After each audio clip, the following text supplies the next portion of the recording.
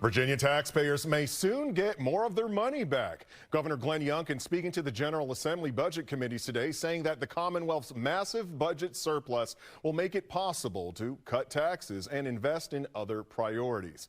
Fox 5's Tom Fitzgerald is live in Alexandria. Fitz, how much money are we talking about?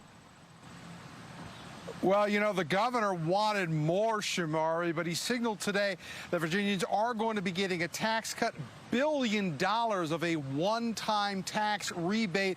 It's all part of a deal that's being hammered out in Richmond right now to settle a long-delayed budget deal, which the legislature has been divided sharply on between Democrats and Republicans. So here's the deal. Governor Youngkin has been pushing for recurring annual tax cuts, but agreed to this one-time rebate to get this deal done, and says he's going to go back to the General Assembly to get that yearly tax cut in place, which is the thing he really wants, and the spending plan is necessary and available right now because the state has a budget surplus right now of $5 billion.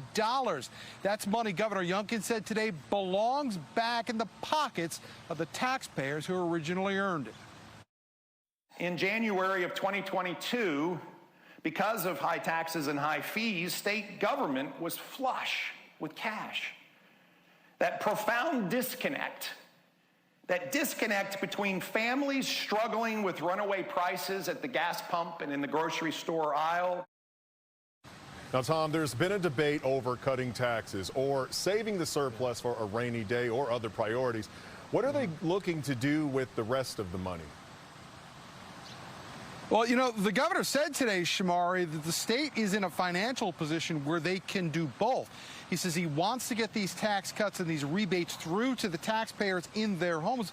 But at the same time, he laid out a long list of priorities that he wants to fund now. We're talking about education, law enforcement, mental and behavioral health. These are all things the governor says will not only benefit people who live in the state, but will be a magnet to not only bring people back into the state as residents, but businesses as well. And the governor pointed out today, Shamari, he thinks if you do these things, you cut taxes and you also make these investments, that in turn will create more tax revenue and put the state down the line in a better financial position for the long haul.